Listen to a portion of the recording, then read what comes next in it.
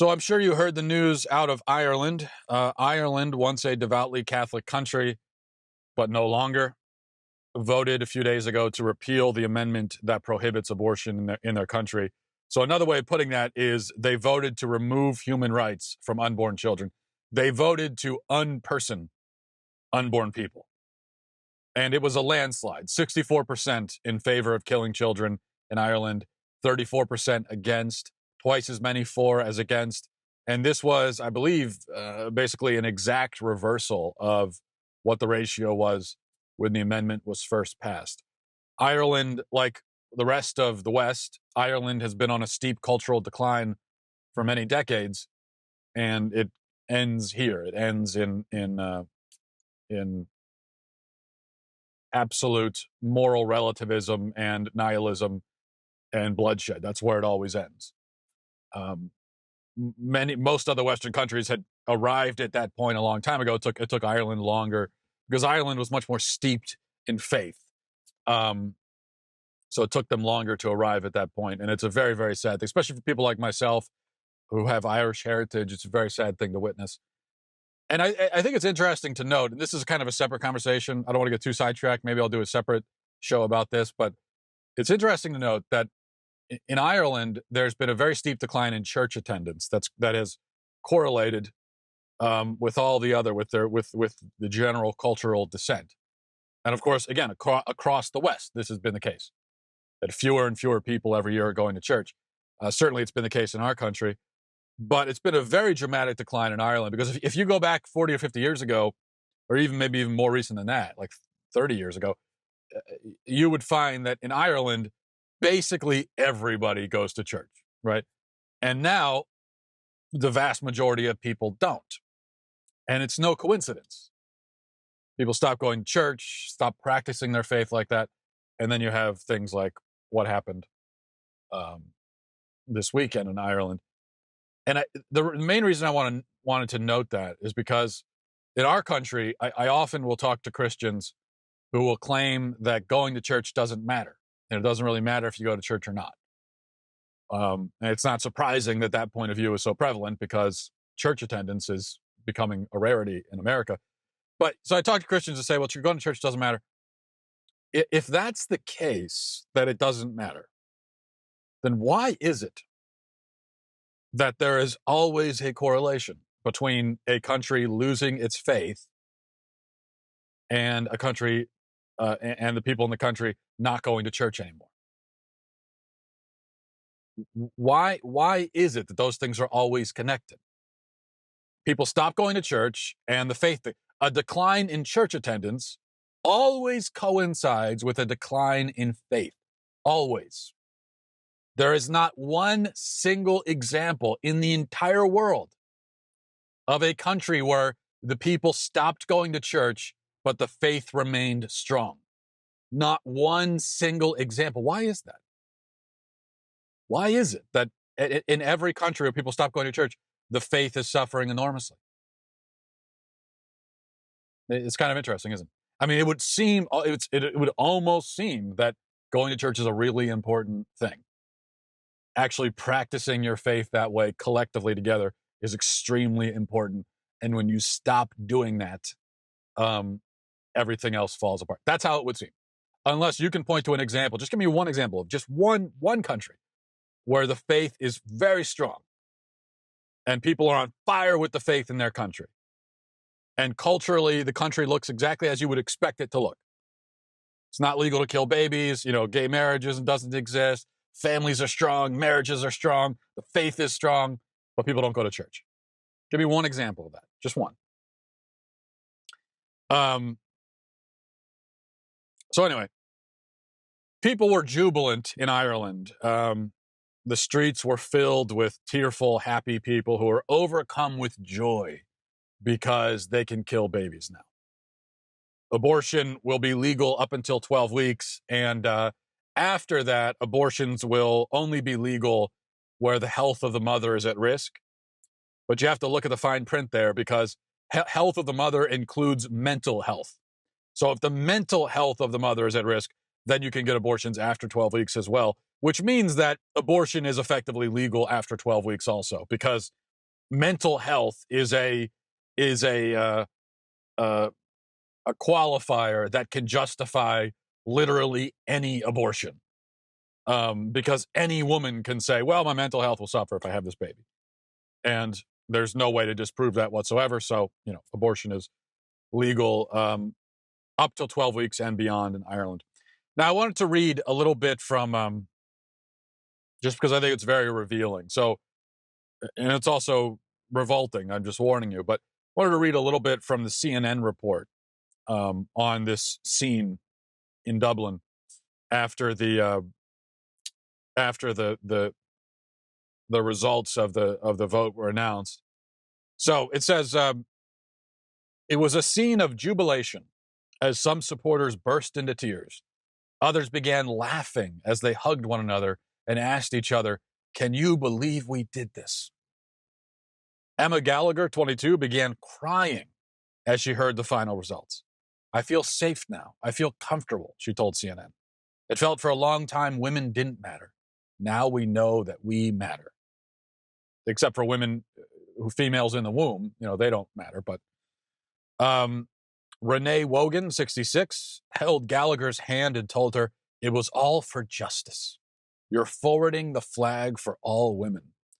Thousands of people packed the square in front of Dublin Castle as abortion rights politicians, including the Irish Prime Minister, also joined the celebration. He told Sky TV he expected legislation to be voted through by the end of the year. Another woman says, "I feel enormous relief and great pride in the people of Ireland who didn't know what they thought about it until they were finally asked the question. It has been a long and very hard road, but we never lost sight of this because it's so central to the existence and the selfhood and the personhood of women, to have that control over our bodies. Killing babies is central." Think about that. Killing babies is central to the existence of women. Think about that statement. Abortion is central to the existence of women.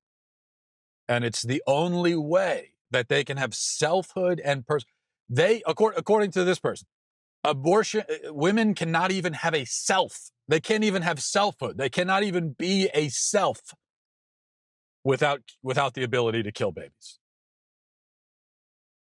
And not just kill babies, but kill their own children. It's a competition, you see, in the minds of pro-aborts. There's a competition. There's this eternal struggle between women and their offspring.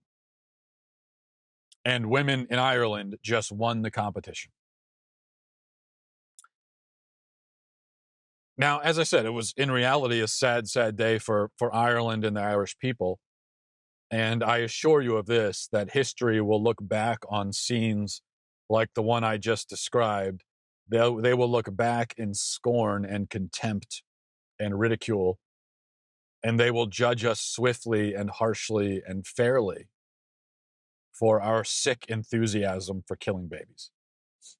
And the other thing is, when history looks back on our country in America or Ireland or anywhere else in the West where this goes on, there's not going to be any nuance to their judgments. It's just like when we look back on slave owners. We don't make any attempt to understand their position with nuance or to, understand in context or whatever. We don't do that. We look back on slavery and slave owners, and we say it was a terrible, debased evil, and these were all evil people, and that's it. And that's how they will live for the entirety of the rest of the human race. Or that's how they'll exist in our minds, right? And that's what people will do. And later on, when history looks back on this era, the abortion era, for one thing, abortion will be the thing that defines us. Nothing else. Just like slavery defined that era, abortion is what defines us. And nobody's going to take the time to understand it in context or anything, or to understand it with nuance. They're just going to write off our entire era, our entire civilization, as a bunch of bloodthirsty, self-worshipping, baby-killing psychopaths. And they won't be wrong. They will not be incorrect, and we will deserve their judgments. But this story and the enthusiasm and celebration that surrounds it, it does illustrate one important thing: that the pro-abortion left, despite what they may claim, the pro-abortion left, they do not see abortion as a necessary evil. Okay, to them, it's not a sad thing that is sometimes necessary. They may claim that nobody likes abortion, nobody is pro-abortion. Every time I use the phrase pro-abortion, I have pro-abortion people who say, well, nobody's pro-abortion. What are you talking about? Nobody's in favor of abortion. It's just that sometimes it's necessary. We need to have that right for women in the unfortunate situation, the tragic situation where it's necessary. We need to have it available to them. But that's simply not the case. Just look at the jubilation and the tears and the just ecstasy of these people in Ireland. They love abortion. They are happy when babies die. They are happy about it. If you tell them in America, 60 million abortions, 60 million babies are dead, they're happy about it. The people like this, the kinds of people that were in the street in Ireland crying tears of joy, they're happy about racking up those numbers. They love abortion. It is not a necessary evil. It is, in their minds, a necessary good. If it were otherwise, okay, if they were really just pro-choice and not pro-abortion, and if they just thought that, well, a woman has to have this choice, but it's really unfortunate when a choice needs to be exercised, then there wouldn't be all of this celebration. The response to this vote in Ireland would be somber and muted and restrained. They wouldn't be throwing a parade and crying tears of joy, because they would recognize that even in their minds, from this perspective, they would say to themselves, okay, well, it's good that women have this right, this necessary right, but it is going to result in a lot of bloodshed, and that's a very sad, unfortunate thing. In their minds, it may be a necessary thing, but it's very sad, and so that's how they would react to it. They would not be crying tears of joy and saying, "We did it, yes!" and throwing their arms up in the sky and just, yes! Babies are dying, hooray! They wouldn't be doing that. They do that. I mean, it's very simple. When you see people celebrating and crying tears of joy in the street, and you find out that they're doing this because abortion is legal, they love abortion. They are so pro-abortion. I mean, they are more pro-abortion than they are pro anything else. It's the thing that they are most in favor of in life. And it's important for us to understand that the pro-abortion left is led by people like this. This is what you find on the pro-abortion left. Leading the way are a bunch of people who really do love abortion. It's their high sacrament. They revere it. They bow before it. It is a high, holy, beautiful thing to them. And they really have a reverence for it. And they approach it with a satanic enthusiasm. It's the only thing I can compare the enthusiasm to is when I've read about, I've read a couple of very fascinating books about the Aztecs, and especially Cortez and the Spanish conquistadors and how they conquered the Aztec people, which was a great moment for human history and a great victory that I still thank God for, that the Aztec civilization was destroyed because it needed to be destroyed. It was the Aztec civilization was easily the most satanic civilization that has ever existed, the most evil, twisted, satanic, perverted, depraved, bloodthirsty civilization that's ever existed on the face of the planet. And I would probably include I'd put it even below the Nazis or above that, however we're phrasing that. But the human sacrifice that went on in the Aztec civilization was just beyond anything you can imagine. I mean, tens of thousands. And there weren't that many people. We're talking about a few million people probably. So this is tens of thousands of humans, often children, were slaughtered in human sacrifices every single year.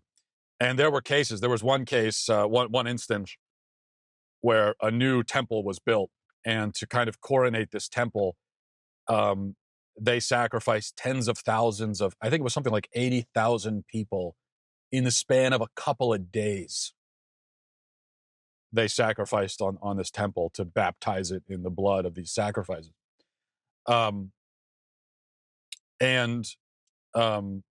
way that they did these sacrifices is they would take, usually these were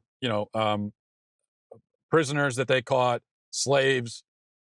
They also demanded tributes to be paid by all of the different tribes that they had conquered and subjugated. They demanded these tribes provided tributes of human sacrifices on a regular basis to keep things going. And which is one of the reasons why when Cortez came, he had no problem enlisting other Indian tribes to help him defeat the Aztecs, because they had all been enslaved by this barbaric, horrific civilization of bloodthirsty cannibals. So anyway, they would bring the sacrifices up to the top of the temple.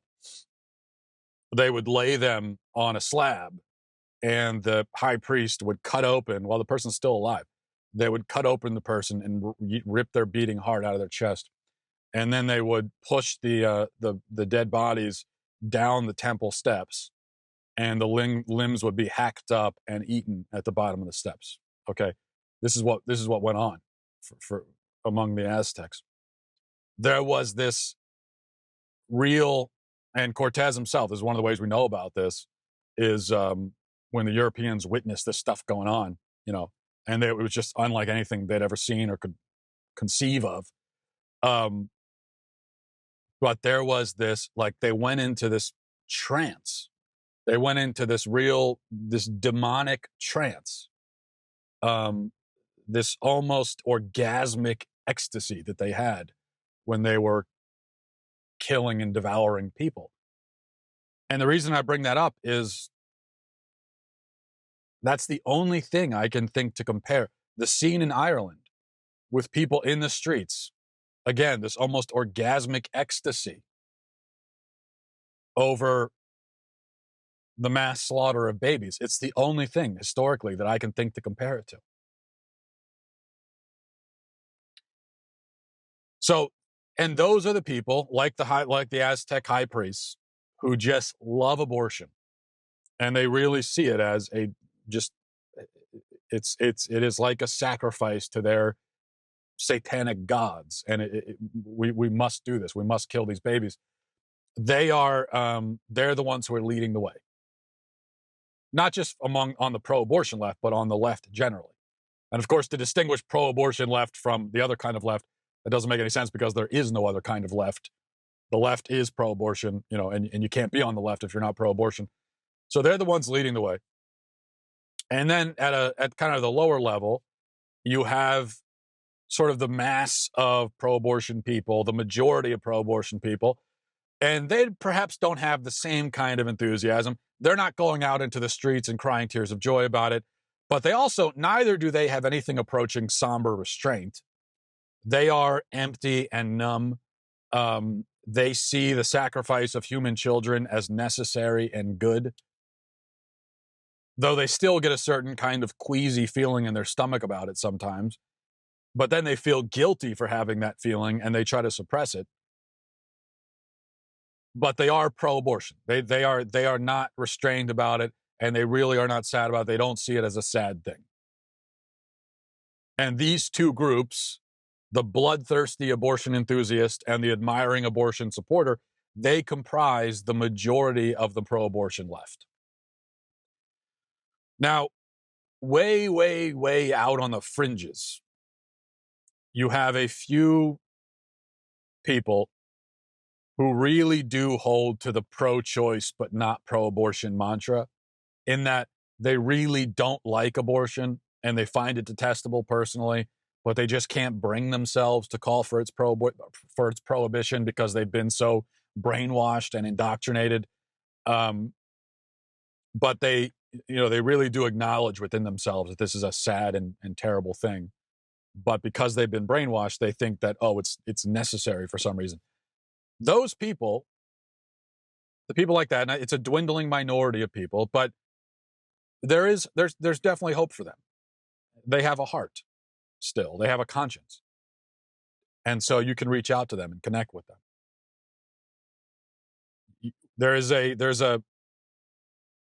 There's some kind of common ground there because you both acknowledge that abortion is a sad and terrible thing.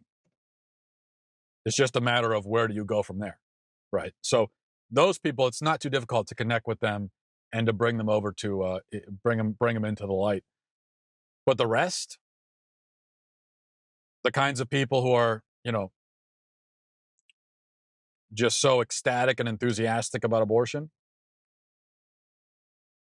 well, they need a miracle. They need prayer. They can't be reasoned with. Okay, you can't argue with them. Only the Holy Spirit can change their minds by changing their hearts.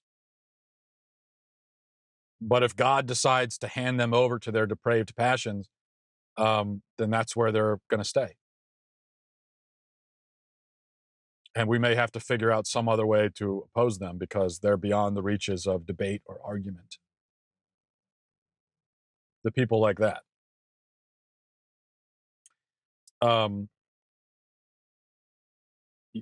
Like I said, in order to reason with someone and to convince them, you have to be able to connect with them on some level. And if you're dealing with someone whose eyes are welling up with tears of joy over the thought of dead children, and if you're dealing with someone who thinks that the very existence of women it hinges on the ability to kill their own children, well, someone like that, you can't connect with them on any level at all. They barely have any kind of human conscience anymore. So we have to pray for them. Pray very hard. And find, we have to go and look and find any of the stragglers, any of the remaining quote unquote pro-choice people who still have a conscience and do recognize in their hearts that this is evil. We got to find them first and enlist them because they can be reached. And then once we're left only with the people with the satanic enthusiasm for killing babies, well, then we have to decide where to go from there. But it's a sad day for the world, and so let's pray for Ireland and for the West and for our souls and for these children, the many, many children who will now die because of this. Thanks for watching, everyone. Thanks for listening. Godspeed.